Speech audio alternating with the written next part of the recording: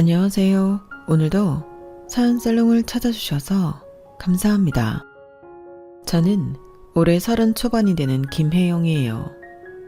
태어날 때부터 부모님 사랑을 많이 받은 무남 동녀였고 엄마가 세상을 떠난 지금에도 분에 넘치는 사랑을 받아 속 시원히 이혼할 수 있었어요. 내가 뭐라고 이렇게까지 사랑을 주셨을까? 그 사랑을 갖고 싶지만 갚을 수 없는 하늘나라에 가신 사랑하는 우리 엄마. 엄마가 평소 즐겨 듣던 이 채널이 생각나 이렇게 부랴부랴 두서없이 제 이야기를 작성하고 있네요. 잘했다고 그렇게 하라는 말보다 제가 직접 선택하길 바래서 기다렸다는 말, 사랑한다는 그 말이 듣고 싶어서요. 엄마에게 말하고 싶은데 이제 들어줄 엄마가 없으니 엄마를 대신해 제 이야기를 들어주시고 저에게 그렇게 말해주세요. 그러면 제 마음이 조금은, 아주 조금은 따뜻해질 것 같아요. 제 어린 시절은 특별할 게 없다고 생각했는데 지금 생각해보면 조금 특별하긴 했던 것 같아요. 다른 게 아니라 전 어릴 때부터 아빠가 없었거든요. 아주 어릴 때 기억을 더듬어 봐도 아빠에 대한 기억은 하나도 없고 할머니와 외삼촌들에 대한 기억이었던 것 같아요. 어릴 때 친구들이 니네 아빠는 왜 안 와? 하고 물어볼 때마다 뭐라고 대답해야 할지 모르겠더라고요. 그럴 때마다 엄마는 항상 이렇게 말씀하셨어요. 사람마다 가족 형태는 다를 수 있어. 어느 집은 엄마가 없는 집도 있거든. 우리에겐 아빠 대신 할머니랑 삼촌들이 있잖아. 정말 그랬어요. 아빠가 와야 하는 학교 행사에는 늘 삼촌들이 와서 자리를 빛내주셨거든요.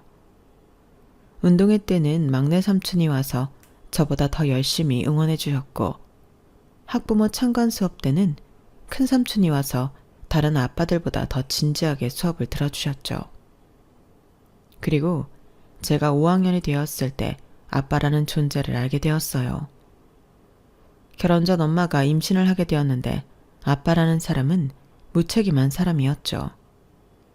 그리고 제가 5학년 되던 해 미국에 이민가 살고 계신 아빠가 초청해 미국에 갔었어요. 부모님은 다시 핑크빛이 돌며 결혼 이야기가 오갔던 기억인데 거기까지였죠. 아빠도 친가도 경제적으로 넉넉한 분들이셨지만 자신들의 일에 책임감이 없는 사람들이었던 거예요. 다시 한국으로 온 엄마는 미국에 갈 생각을 안 하셨고 저 역시 그런 아빠는 없어도 된다는 생각에 삼촌들을 의지하며 살았죠. 다행인 건 삼촌들이 2명이라 항상 북적거렸기에 외롭지 않게 클 수 있었던 것 같아요. 엄마는 학교 선생님이셨는데 아침 일찍 출근하지만 일찍 퇴근하셔서 저녁 시간에는 저와 늘 함께 해주셨어요. 다른 친구들 엄마들은 늦게까지 일하느라 바쁘셨는데 우리 엄마는 항상 집에 일찍 오셔서 저녁을 함께 먹고 숙제도 봐주시고 그랬거든요. 오늘 학교에서 뭐 했어? 수학 시간에 선생님이 칭찬해 주셨어요. 문제를 제일 빨리 풀었다고. 우리 딸 정말 똑똑하네. 그런데 어떻게 그렇게 빨리 풀 수 있었을까? 엄마는 항상 제가 한 일에 대해 자세히 물어보셨어요. 그냥 잘했네 하고 넘어가는 게 아니라 어떤 과정을 거쳤는지, 어떤 생각을 했는지까지 궁금해 하셨죠. 어릴 때부터 저에게 도움되는 이런저런 말씀들을 해주셨는데 그 중에서도 가장 기억에 남는 건 이거였어요. 작은 메모지를 가지고 다니면서 기록하면 머릿속에 더 잘 남아. 핸드폰에 적으면 되잖아. 아니야, 손으로 직접 쓰는 게 더 잘 외워져. 기억이라는 게 시간이 지나면 흐려지고 편리한 대로 기억하게 되거든. 그런데 한 번 적은 과정을 해주면 한 번 더 생각하게 되면서 기억도 더 오래 남는 거야. 그래서 엄마는 항상 작은 메모장을 가방에 넣어 다니셨어요. 시장에서 뭘 샀는지, 누구를 만났는지, 오늘 있었던 특별한 일은 뭔지, 사소한 것들까지 다 적으시더라고요. 나도 엄마처럼 예쁜 메모장 갖고 싶어. 그래? 그럼 내일 문구점에서 예쁜 거 하나 사자. 그렇게 시작된 게 일기 쓰는 습관이었어요. 처음에는 엄마가 시켜서 억지로 했는데 점점 재미있어졌어요. 오늘 있었던 일들을 적으면서 다시 한번 생각해보게 되니까 기억도 더 선명해지고 나중에 읽어보면 그때 기분까지 다시 느껴지니 앞으로 어떻게 살아가야 할지 방향을 잡는데 많이 도움됐던 것 같아요. 그렇게 자라면서 학교 다닐 때도 친구들은 학원 다니기 바빴는데 메모하고 정리하는 습관 덕분에 항상 상위권을 유지할 수 있었어요. 너는 어떻게 그렇게 공부를 잘해? 학원도 안 다니면서. 그냥 수업 시간에 열심히 들어. 친구들이 신기해할 때마다 이렇게 대답했던 건 사실 수업 시간에 열심히 들었거든요. 제 나름대로 공부하는 습관으로 배운 내용을 작은 메모지에 정리해 붙이려면 수업 시간에 선생님이 말씀하시는 거 토시 하나도 빠뜨리면 안 되었던 거예요. 그러다 보니 서울 4년제도 무난하게 들어갔고 대학 졸업 후 소위 대기업이라 말하는 직장까지 입사하게 되었네요. 그렇게 직장 생활을 하던 중 거래처에서 만난 민수 씨와 인연이 시작됐어요. 처음 미팅에서 민수 씨를 보는데 뭔가 또래 남자들과는 다른 면이 있더라고요. 다른 분들은 대충 넘어가는 부분들도 하나하나 꼼꼼히 확인하시고 질문도 정확하게 핵심을 짚어서 물어보시더라고요. 며칠 후 민수 씨에게서 업무 관련 전화가 왔어요. 김 대리님, 지난번 미팅에서 말씀하신 자료 관련해서 궁금한 게 있어서요. 아, 네. 메일로 보내드릴까요? 메일로 받아봤는데 워낙 내용이 복잡해서 직접 만나서 자료 보면서 설명해 주시면 이해가 더 빠를 것 같은데 시간 괜찮으실까요? 제가 시간 내달라고 해서 죄송해요. 그렇게 카페에서 만나서 업무 얘기를 하고 있는데 중간에 민수 씨 핸드폰이 계속 울리더라고요. 죄송해요. 진동으로 바꿀게요. 괜찮아요. 급한 일이면 받으세요. 그런데도 계속 전화가 와서 민수 씨가 미안해하면서 받더라고요. 여보세요? 아, 형. 네, 지금 업무 미팅 중이라서. 네? 동창회요? 아니에요. 못 가겠어요. 통화하는 소리가 들리니까 대학 동기가 동창회 나오라고 전화한 거였어요.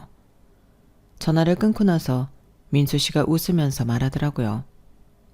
죄송해요. 대학 동기가 동창회 나오라고 계속 전화했네요. 아, 동창회요? 가시면 되는데. 아니에요. 가봤자 뻔한 이야기만 하거든요. 누가 승진했네, 누가 결혼했네. 그런 소리 할 텐데 아직 전 내세울 것도 없고 그런 자랑이 뭐가 중요한가 싶기도 해서요. 무슨 소리세요? 민수 씨도 직장생활 잘하고 계시잖아요. 충분히 내세울 만하세요. 아, 감사해요. 그런데 저는 아직 안정적인 생활이 안 됐다고 생각해서요.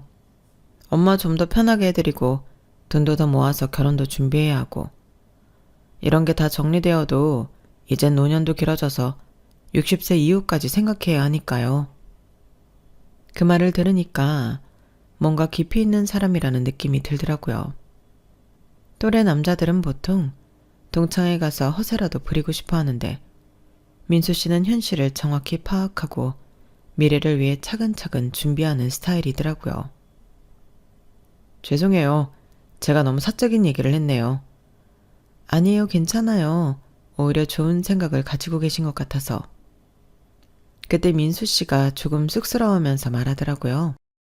사실 어릴 때부터 엄마가 혼자 저를 키우셨거든요. 아버지가 일찍 돌아가셔서. 그래서 엄마한테 의존만 할 수는 없다고 생각했어요. 이제는 제가 책임져야 할 때라고. 정말요? 저도 엄마가 혼자 키우셨어요. 그래서 저도 잘해야 한다는 생각으로 자랐는데. 신기하게 우리 비슷한 환경에서 자랐네요. 그때부터 뭔가 통하는 게 있다는 느낌이 들었어요. 학교를 졸업하고 사회생활하며 많은 사람을 만났지만 저와 생각이나 환경이 비슷한 사람을 아직 단 한 번도 만나보지 못했거든요. 그런데 이렇게 만나다니. 다른 사람들한테는 쉽게 이야기하지 않는 이런 마음을 서로 이해할 수 있다는 게 신기하더라고요. 그리고 생각보다 정말 철든 사람이란 생각이 들었어요. 겉보기에만 어른스러운 게 아니라 진짜 깊이 있게 생각하는 사람이구나 싶었죠. 그 이후로 업무상 자주 연락하게 되면서 자연스럽게 서로를 더 알아가게 됐어요. 처음에는 정말 순수하게 업무 때문이었는데 점점 개인적인 이야기도 많이 나누게 되었던 거죠. 그렇게 자연스레 연인이 되었고 1년 정도 사귀다 결혼까지 하게 되었네요. 결혼을 준비하면서 처음으로 시댁 식구들을 만났을 때는 정말 좋은 인상이었어요. 시누이는 저보다 5살 많은데 아직 결혼 안 한 상태였고 홀 시어머니가 있으셔서 사실 걱정을 하긴 했어요. 워낙 홀 시어머니 하면 시집살이를 시키네 뭐네 이야기를 들었으니까요. 하지만 걱정했던 게 무색할 만큼 정말 따뜻하신 분이었죠. 새언니, 우리 오빠가 정말 좋은 사람 만났네요. 신우도 성격이 털털하고 좋아 보였어요. 첫 만남부터 스스럼 없이 나이도 5살이나 어린 절 새언니라고 부르면서 편하게 대해주더라고요. 처음 만난 자리에서 시어머니는 예쁜 작은 향수를 선물로 주시며 말씀하셨어요. 우리 며느리 될 사람이구나. 앞으로 잘 부탁한다. 감사합니다, 어머님. 저야말로 잘 부탁드려요. 그때 진짜 가족처럼 잘 지내야지 싶은 마음이 들었죠. 민수 씨도 옆에서 흐뭇하게 웃고 계시고 분위기가 너무 좋았거든요. 우리 집은 별거 없지만 가족끼리 정말 화목해. 이제 우리 가족 되는 거니까 편하게 생각해. 저도 그렇게 생각하고 있어요. 하지만 핑크빛 댁은 그때가 마지막이었어요. 결혼 후 첫 외식이 문제의 시작이었어요. 사실 돌이켜 생각하니 그때부터 문제였구나 싶은 거지만 그땐 그런 건지도 모르고 지나갔었죠. 어쨌든 새 가족이 왔으니 맛있는 거 사주겠다며 어머니가 자주 가는 냉면집이라고 데려가 주셨는데 소불고기랑 냉면을 거하게 주문하시더라고요. 여기 정말 맛있어. 우리가 자주 오는 곳이야? 네, 맛있겠네요. 그런데 음식이 나오자마자 시어머니가 투덜거리기 시작하셨어요. 양이 줄었네. 예전엔 이것보다 훨씬 많이 줬는데. 그래도 충분한 것 같은데요. 아니야, 분명히 줄었어. 요즘 물가가 오르니까 양도 줄이나 봐. 결국 음식이 모자랄 것 같다며 2어개를 더 시켜셨는데 먹어보니 양이 적은 건 또 아니라는 이상한 말씀을 하셨어요. 그리곤 음식을 반 이상 남기셨죠. 그러더니 갑자기 속이 안 좋다며 화장실에 가시더라고요. 엄마, 괜찮으세요? 신우도 엄마 걱정된다며 따라가더라고요. 저와 민수 씨만 남아서 한참을 기다렸는데 계속 안 나오시길래 안 되겠다 싶어서 제가 계산하고 나왔어요. 그런데 신기하게도 제가 계산하고 나오는 순간 시어머니와 신우가 화장실에서 나오시는 거예요.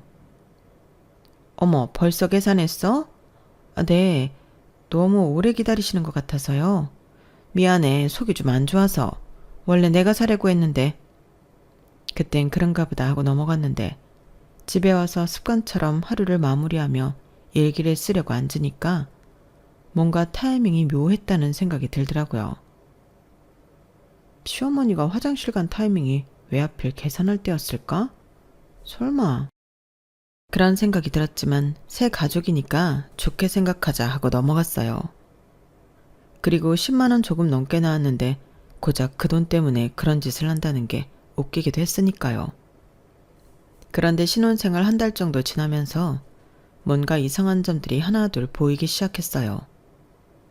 시어머니가 전화할 때마다 혜영아 하고 애교 섞인 목소리로 시작하시는데 그때마다 뭔가 부탁할 게 있으실 때더라고요. 그 안부 인사할 때는 며느리야 하고 딱딱하게 부르시거든요. 그런데 그게 시작이었어요. 1달 정도 지나서 시어머니가 전화를 하셨거든요. 혜영아, 나 부탁 하나만 해도 되니? 네, 뭐든지 말씀하세요. 개모임에서 여행을 가기로 했는데 입을 옷이 마땅한 게 없어서 옷값으로 30만 원만 보내줄 수 있을까? 30만 원이요? 괜히 같이 가면 네가 눈치 보일까 봐서. 그냥 통장으로 보내주면 내가 알아서 살게. 어머님 죄송한데 갑자기 30만 원은 좀 부담스러워요. 그래? 그럼 어쩔 수 없지. 민수한테 전화해봐야겠네. 제가 은행 인출기도 아니고 갑자기 전화해서 돈 달라면 돈을 보내준다고 생각하시는 건 아니라고 생각했죠. 사실 그때 좀 당황스러웠어요. 결혼 전에는 그런 얘기가 전혀 없었거든요. 민수 씨도 우리 엄마는 독립적이셔서 절대 자식한테 손 벌리지 않으신다 라고 자랑스럽게 말했거든요. 그런데 결혼하자마자 이런 식으로 나오시니까 뭔가 속은 기분이랄까요? 게다가 저한테 먼저 말하지 않고 남편한테 전화하겠다는 식으로 압박하시는 것도 기분이 좋지 않았어요. 그래서 못 드린다고 최대한 애들로 말했는데 그런 건 상관없으신 것 같았어요. 별 다른 말 없이 정말 저렇게 전화를 끊으셨거든요. 결국 시어머니 말씀대로 남편이 보내준 듯 했고 그날 밤 퇴근해서 남편과 이야기를 나눴어요. 당신 앞으로도 계속 그럴 거야? 그렇게 달라는 대로 주면 우린 언제 돈 모으고 앞으로 애는 어떻게 키워? 미안해. 나도 알아. 그러지 말아야 한다는 거. 그런데 갑자기 끊을 수 없잖아. 서서히 줄여나갈게. 이해해줘. 어? 남편 말도 이해가 됐어요. 저희 엄마는 교사연금이 있어서 노후 대비가 탄탄한 반면 시어머니는 그렇지 못하니까 남편도 늘 안타까워했던 면이 있었거든요. 알았어. 대신 내가 임신하기 전까지 끝내줘. 임신하면 출산 후 대비를 해야 하는데 그때도 이러면 나 정말 화낼 거야? 그래, 약속할게. 그런데 2주 후에 또 전화가 왔어요. 혜영아, 정말 미안한데 무릎이 너무 아파서 수술을 해야겠어. 어머님 괜찮으세요? 병원에서 수술하라고 하는데 돈이 좀 필요해서 600만 원 정도? 네? 600만 원이요? 한쪽 무릎단 300만 원이래. 양쪽 다 해야 하니까 그럼 당연히 600이지. 어디 병원에서요? 여러 병원 다녀보셨어요? 요즘 무릎 수술 남발해서 조심해야 한대요. 제가 같이 가드릴게요. 뭐? 못 믿어서 그러는 거야? 방금 전까지 아픈 사람처럼 힘없이 말씀하시더니 갑자기 큰 소리로 화를 내시는 거예요. 어머님, 제가 무슨 어머니를 못 믿어요. 걱정돼서 그러는 거예요. 한 병원 의사 말만 믿는 건 요즘 위험하다잖아요. 그게 그 소리지. 내가 어디 돌팔이만 믿고 수술한다고 그러는 거잖아. 서운하다 서운해. 나 아직 그렇게 판단력 흐린 나이 아니다.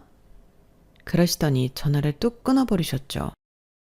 어이없기도 하고 저한테 이렇게 말씀하시고 끊으시면 당연히 남편한테 전화해 하소연하시면서 그 돈을 받아낼 것 같다는 생각이 들었어요. 그래서 남편에게 전화를 걸었더니 누군가 통화 중이라고 하더라고요. 잠시 뒤 남편과 통화가 연결되었고 예상했던 대로 어머님과 전화통화를 마친 상태였죠. 엄마 원래 병원 혼자 다니셨어. 내가 같이 가준다고 하면 나이 들어 자기 앞가림도 못하는 쭈그렁 방태기 된 것 같다고 싫어하셔서 한 번도 같이 간 적 없는데 당신이 같이 간다고 했으니 자존심이 상하셨을 거야. 그렇다고 한두 푼도 아니고 돈 600만 원을 어머님 말씀만 믿고 보내드리는 게 맞아? 그럼 아프다는데 어떡해? 모른 척해? 그 말도 맞았어요. 진짜 아픈 거라면 제가 따질 입장이 아니었을까요? 결국 남편과 합의 끝에 600만 원을 다 보내드리는 건 부담이고 최대한 양보하고 양보해서 200만 원을 보내드렸어요. 그때 남편이 한 말이 지금도 기억나요. 여보, 엄마가 평생 나를 위해 희생하셨는데 이런 거 하나 못 도와드리면 내가 사람이야? 하더라고요. 그 말을 들으니까 제가 너무 박정한 사람처럼 느껴져서 더 이상 반대할 수가 없었어요. 가족이니까 당연히 도와야 한다는 분위기였거든요. 그런데 며칠 뒤에 신우 SNS를 보다가 깜짝 놀랐지 뭐예요. 명품 백을 새로 샀다고 인증샷을 올린 거예요. 신우는 별다르게 직장을 다니거나 아르바이트를 하는 것도 아니었거든요. 오늘의 쇼핑, 원래 마음에 드는 것보다 작은 거 살 수밖에 없던 이유는 비밀? 사진 밑에 단 코멘트를 읽는 순간 이상한 느낌이 들었어요.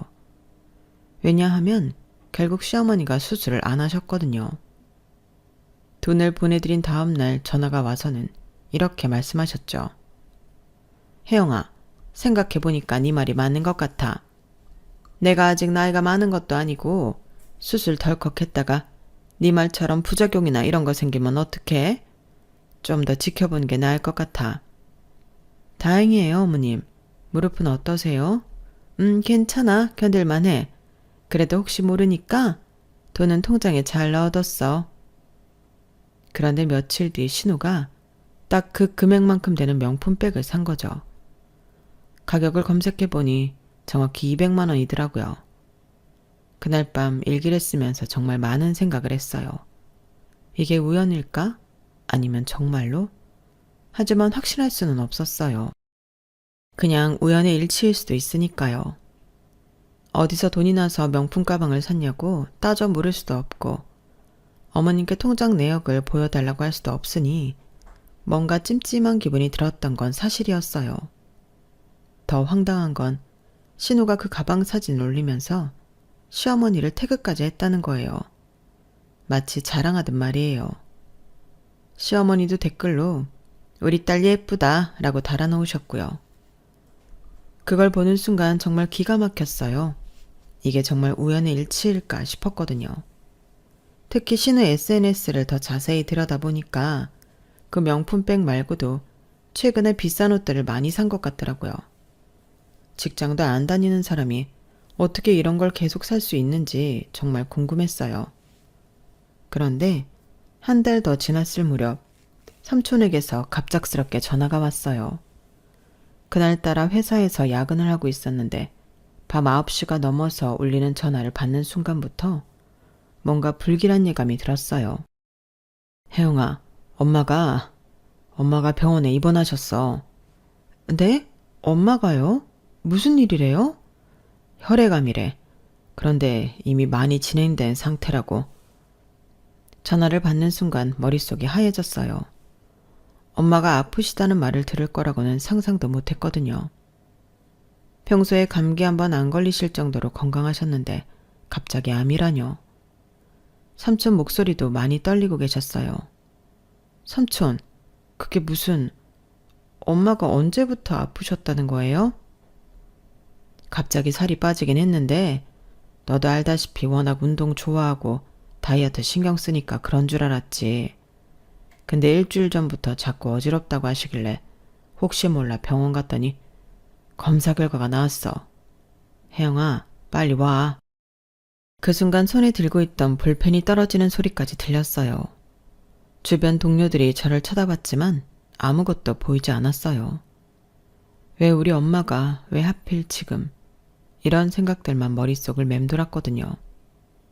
바로 병원으로 달려갔는데 중환자실 앞에서 엄마를 봤을 때 정말 충격이었어요. 바빠서 전화 통화만 한 지 고작 열흘인데 완전히 다른 사람 같았거든요. 마른 몸매를 유지하긴 했었지만 그래도 다부진 느낌이었는데 이젠 뼈만 앙상하게 남고 머리카락도 많이 빠지셨더라고요. 무엇보다 엄마 눈빛이 너무 흐릿해서 제 마음이 무너져 내렸어요. 엄마, 왜 말 안 했어? 엄마도 몰랐어. 식단하면서 신경 쓰면 이런 경우 종종 있었으니까. 그냥 이번엔 좀 과하다 싶었는데. 그런데 엄마 목소리도 예전과 달랐어요. 힘이 하나도 없으시더라고요. 항상 씩씩하고 당당하셨던 우리 엄마가 이렇게 작아 보이시다니. 병실에서 나와서 한참을 울었던 것 같아요.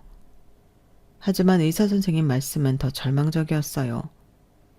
이미 온 몸으로 전이가 된 상태라고 처음 증상이 나타나고 병원에 오기까지 시간이 너무 오래 걸렸다고 하시더라고요. 엄마는 평소 아픈 소리 한번 안 하는 성격이셨거든요. 조금 어지럽고 피곤해도 나이 들어서 그런가 보다. 요즘 날씨가 더워서 그런가 보다 하고 넘기셨던 거예요. 의사 선생님 말씀으로는 보통 이런 증상들이 꽤 오래전부터 있었을 거라고 하시는데 엄마는 그걸 다 운동하고 중간중간 다이어트 하면서 생기는 현상이라고 착각하고 넘어가셨던 거예요. 선생님, 그럼 치료는 어떻게 해야 하나요? 완치 가능한가요? 일단 항암 치료를 시작해 보겠습니다. 하지만 솔직히 말씀드리면 많이 늦은 상태입니다. 길어봐야. 의사 선생님도 말을 흐리셨지만 그 무거운 침묵과 표정만 봐도 알 수 있었어요. 몇 개월, 어쩌면 몇 주일 수도 있다는 뜻이었죠. 그때부터 제 일상은 완전히 바뀌었어요. 회사 다니면서 병원 왔다 갔다 하는 게 일상이 되었죠. 남편도 처음에는 이해해주면서 같이 병원에 다녀주었어요. 괜찮아. 어머니 곧 나으실 거야. 고마워 자기야. 자기가 있어서 든든해. 하지만 시간이 지날수록 엄마 상태는 좋아지지 않았어요. 혈액암은 고형암과 달리 수술로 제거할 수도 없고 항암 치료 효과도 떨어진다고 하시더라고요. 게다가 이미 온 몸에 퍼진 상태라서 치료보다는 통증 완화에 집중할 수밖에 없다는 말씀을 들었을 때 정말 절망적이었어요. 엄마도 그걸 아시는지 점점 말수가 줄어드시고 자꾸 잠만 주무시려고 하셨거든요. 엄마 힘내세요. 치료 받으시면 나아질 거예요. 우리 딸이 걱정이 많네. 엄마는 괜찮아. 그런데 엄마는 마지막까지도 저를 걱정하셨어요. 아픈 건 본인인데 제가 너무 힘들어할까봐 괜찮은 척 하시려고 애쓰시더라고요. 그렇게 한 달 정도 치료를 받으시다가 엄마는 결국 하늘나라로 떠나셨어요. 마지막 순간에도 제 손을 꼭 잡고 계시다가 조용히 눈을 감으셨죠. 장례를 치르는 며칠 동안은 정신이 하나도 없었어요. 어떻게 장례식장에서 문상객들을 맞았는지, 어떻게 발인을 치렀는지 기억이 잘 안 나요. 그냥 멍하니 앉아있기만 했던 것 같아요. 문상객들이 뭔가 위로의 말을 건네도 제대로 들리지 않았고 음식을 먹어도 맛을 느낄 수 없었어요. 엄마가 자주 부르던 제 이름도, 엄마가 해주던 음식 냄새도, 엄마와 나눈 대화들도 모든 게 이제는 추억이 돼버렸다는 현실이 받아들여지지 않았거든요. 밤에 잠들 때마다 내일 아침에 엄마가 전화하실 거야 하는 착각을 했어요. 삼촌들이 엄마 유산 정리 이야기를 하실 때도 귀에 들어오지 않았어요. 혜영아, 엄마가 남긴 건 다 네 것이니까 알아서 정리해라. 누나가 평생 혜영이만 생각하고 사셨으니까 당연히 혜영이가 받아야지. 우리는 바라는 것도 없고. 집, 적금, 보험금. 삼촌들이 차근차근 설명해 주셨지만 그때는 그런 것들이 전혀 중요하지 않았거든요. 엄마만 다시 살아나셨으면 좋겠다는 생각뿐이었어요. 그 모든 것보다 엄마 한 번 더 보는 게 훨씬 소중했으니까요. 그런데 놀라운 건 시어머니였어요. 장례식 3일 내내 장례식장을 지키면서 문상객 맞이하는 것도 도와주시고 음식 나르는 것도 도와주시더라고요. 제가 너무 상심해서 제대로 못하고 있으니까 대신 나서서 이것저것 챙겨주시는 거예요. 혜영아, 너무 상심하지 마.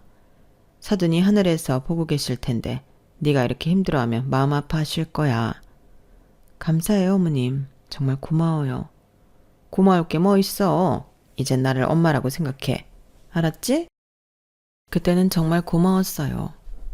이런 힘든 시기에 의지가 되어주시는구나 싶었거든요. 그래도 시어머니가 계셔서 든든하다는 생각까진 아니어도 그나마 위안이 되었다고 해야 할까요? 혜영아, 사돈처럼 가까워지려면 시간이 필요하겠지만 그래도 나만이고 가족이잖아. 이젠 친정이다 생각하고 편하게 대해. 나도 이제 딸처럼 생각할 테니까. 그 말씀을 들을 때는 정말 눈물이 났어요. 이렇게까지 절 생각해주는 마음이 따뜻하게 느껴지면서 평소 시어머니를 별로 좋게 생각하지 않았던 제 자신이 부끄러워졌어요. 장례식장에 이렇게 많은 분들이 와서 도움을 주시고 위로해 주시는 걸 보니까 사람이 힘들 때 진짜 가족이 누군지 알게 되는구나 싶었거든요. 혈육은 아니어도 이렇게 따뜻하게 챙겨주시는 게 진짜 가족이라는 생각이 들었어요. 장례식을 마치고 전 친정엄마 집으로 갔어요. 삼촌들과 할머니와 함께 엄마 이야기를 하며 하루를 보내고 싶었거든요. 그렇게 밤새 엄마 추억담을 나누고 동이 틀 무렵 잠자리에 겨우 들었는데 잠자리가 바뀌어서 그런지 몇 시간 못 자고 일어났어요. 그런데 시어머니에게서 갑자기 전화가 온 거예요. 혜영아, 일어났니? 시어머니 목소리는 어딘지 모르게 들떠 있었어요. 무슨 좋은 일이 있는 듯한 느낌이었기에 다행히 나쁜 일은 아니구나 안심했죠. 엄마를 떠나보냈는데 티장마저 나쁜 일이 생긴다면 정말 힘들겠다는 생각을 그 순간에 했었거든요. 네, 어머님. 이렇게 일찍 무슨 일이세요? 무슨 일은 꼭 무슨 일이 있어야 전화하는 사이는 아니잖니? 어제 집에서 안 자고 밖에서 자고 온다고 하니까 걱정되고 잘 잤나 해서 전화한 거지. 이제 내가 너 챙겨야지. 누가 챙겨? 안 그래? 순간 좀 당황스럽더라고요. 밖에서 자고 오는 건 맞지만 다른 곳도 아니고 엄마 집인데 그것이 걱정되는 곳인가 싶은 마음이었어요. 그리고 뒷말이 묘하게 거슬리더라고요. 누가 챙기냐니. 원래도 안 챙기셨는데 갑자기 챙길 정도로 제가 불쌍해 보인다는 건가? 걱정해 주시는 마음은 감사해요. 하지만 삼촌들도 있고 할머니도 아직 정정하셔서 저 챙겨주시는 건 문제 없어요. 그래? 그럼 다행이지 뭐. 챙겨줄 사람 많으면 좋은 거 아니니? 그런데 집엔 언제 올 거니? 이따 오후 늦게 가려고요. 왜요? 무슨 하실 말씀이라도 있으세요? 그럼 있지. 오후면 늦는데. 점심 밖에서 만나서 먹는 건 어떠니? 아침부터 전화한 게 이상하다 싶었는데 역시 나더라고요. 대뜸 만나잔 소리를 하더니 이렇게 저자세로 제 눈치를 살피는 건 딱 하나.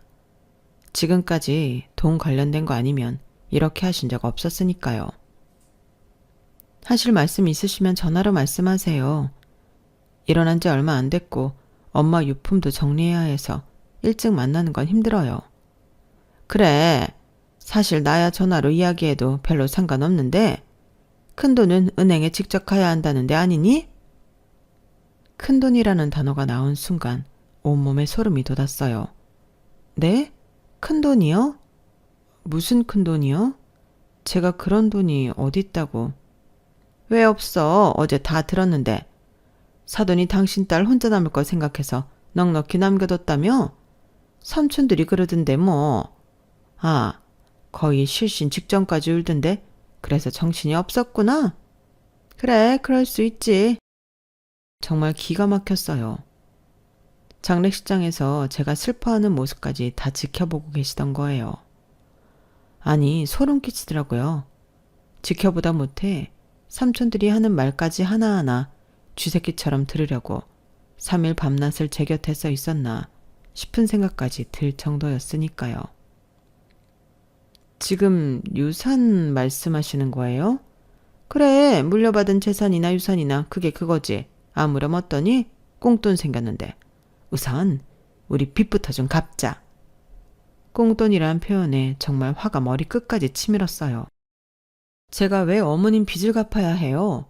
그 소리 하시려고 아침 대바람부터 전화하신 거예요? 어머니, 그 돈 엄마를 잃은 값이에요. 제가 미쳤어요? 엄마 유산을 시댁 빚 갚는 데 쓰게? 길 가는 사람들 열이면 열 다 붙잡고 물어보세요. 어떤 여자가 그러나. 아이고, 이래서 법 모르면 큰일 나는 거야.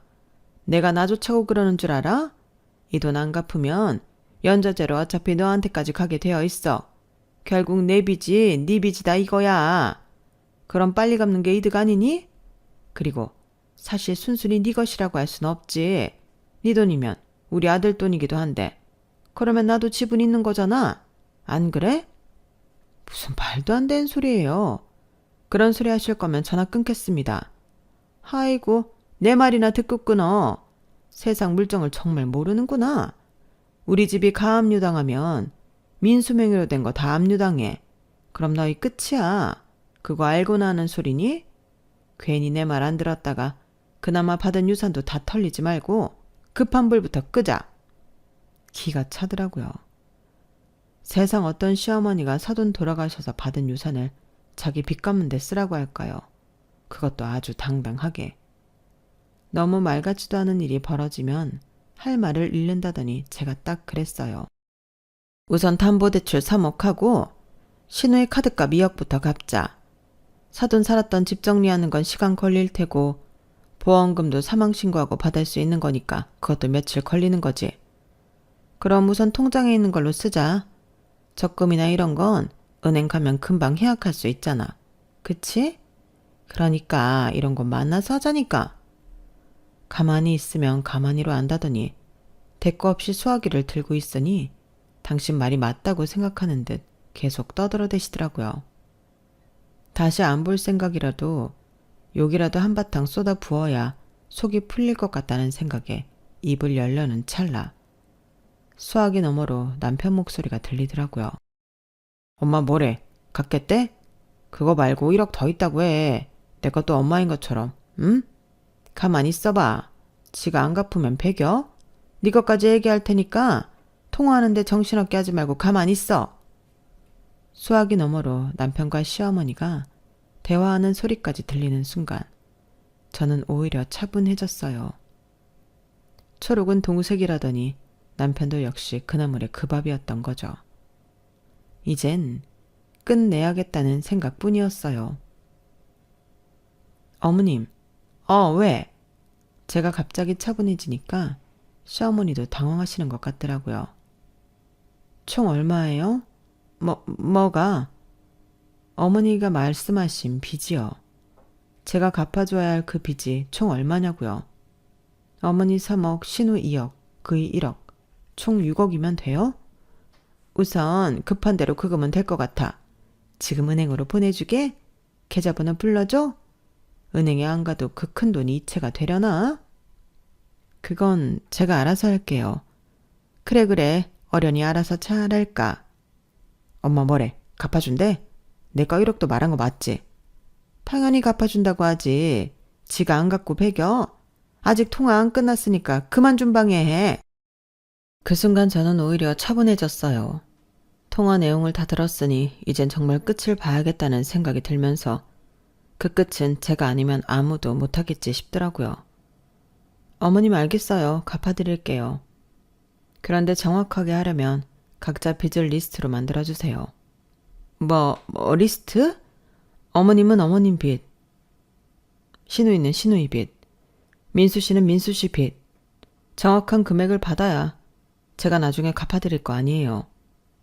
그렇지 않으면 나중에 어디 얼마나 있다, 사실 더 있다 그러면 저도 곤란해요. 그래 네 말이 맞지. 한 번에 싹 다 갚아야 속 시원하지. 역시 우리 며느리 통도 크다니까. 시어머니는 완전히 신이 나셨더라고요.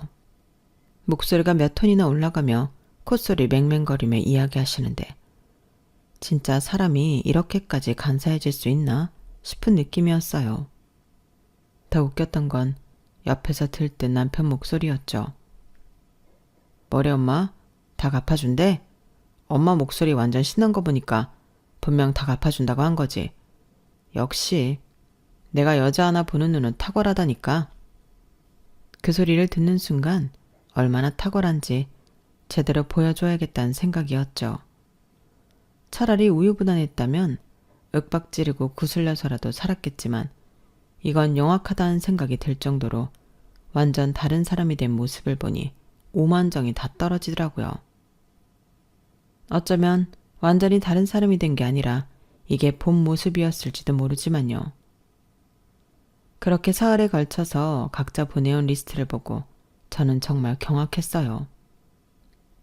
시어머니 집담보대출 3억, 신용대출 1억 5천만 원, 추가로 받은 거래요. 총 4억 5천만 원.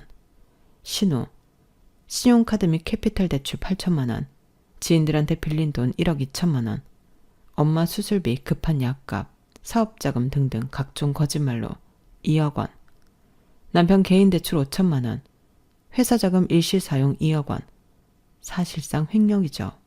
2억 5천만 원. 실제 총액은 9억이었어요. 기가 차더라고요. 능력도 없는 사람이 이리저리 빚을 만든 것도 능력이라면 능력이라고 할 수 있겠죠. 빚 내용을 전달받고 곧바로 가족회의를 소집했어요.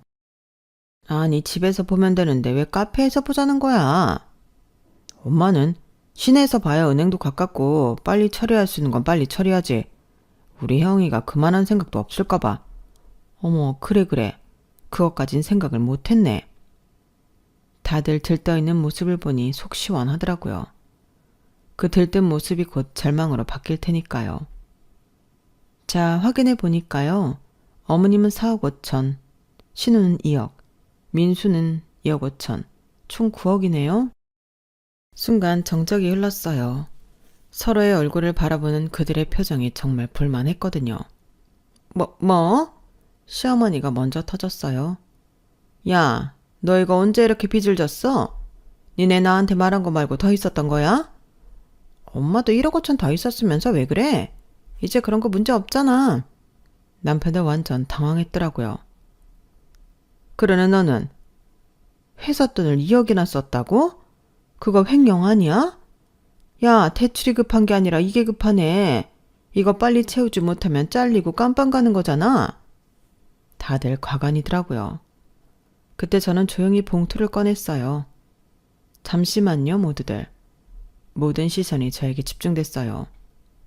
다들 쓸데없는 소리 그만해. 혜영이가 조용하라잖아. 그리고 니네 이번에 혜영이가 싹 다 정리해주면 앞으로 그러지 마. 알았어?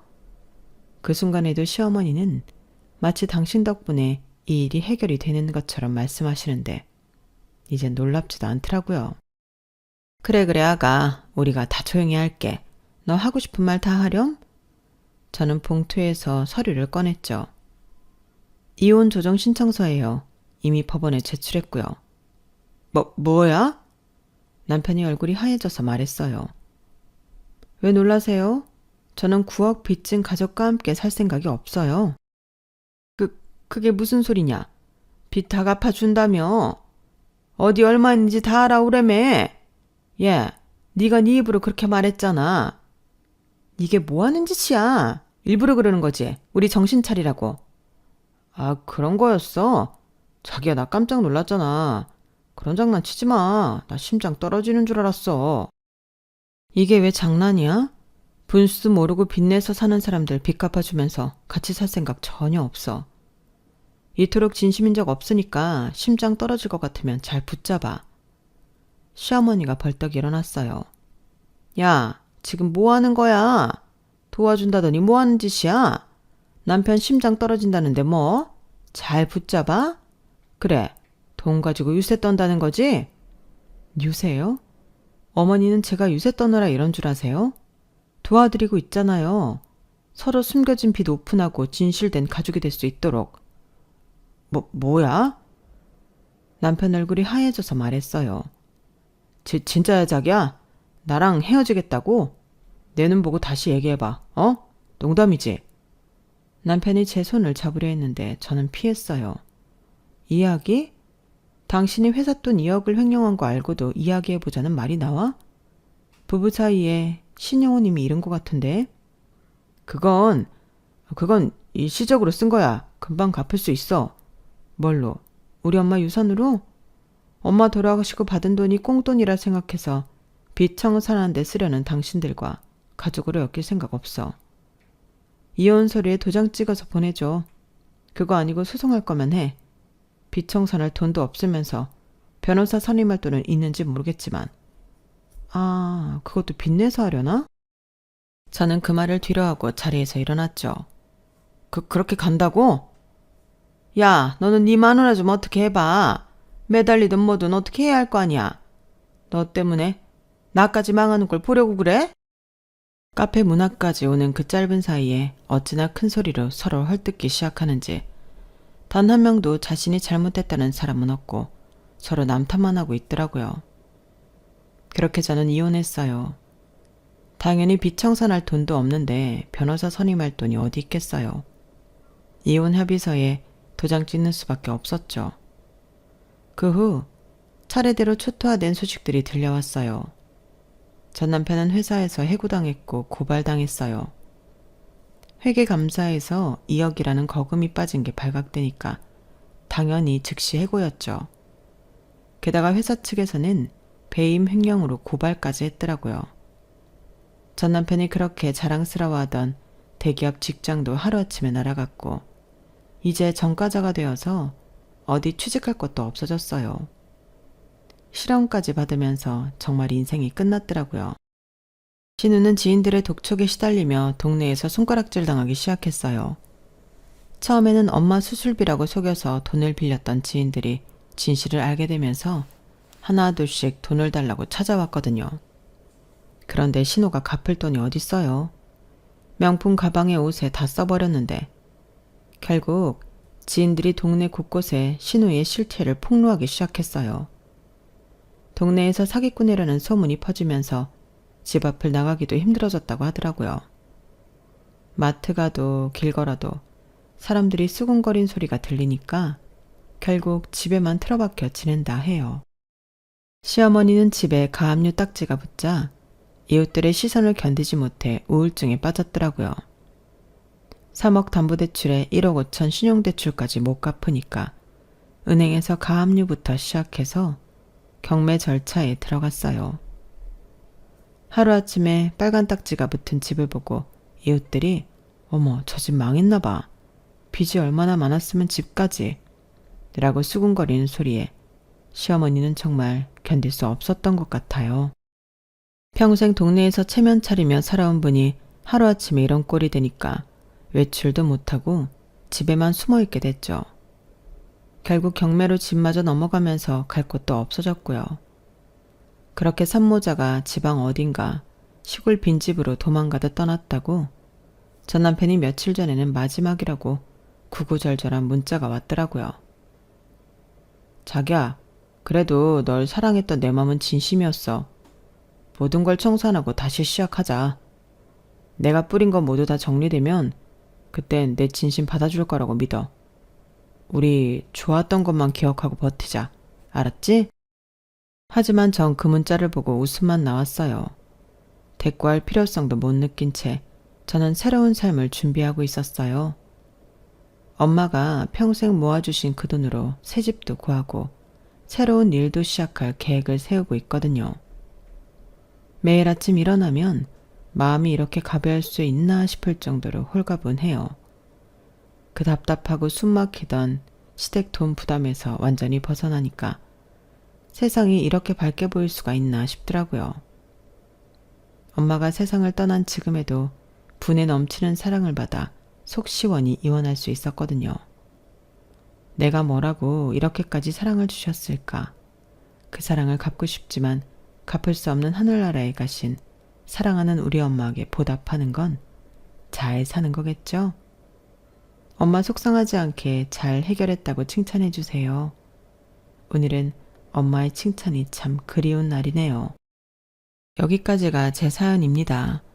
들어주셔서 감사합니다. 건강 또 건강하세요. 여러분, 사연 댓글에 응원과 현명한 조언 부탁드려요. 좋아요와 구독은 저에게 큰 힘이 됩니다. 오늘도 좋은 일 가득하세요.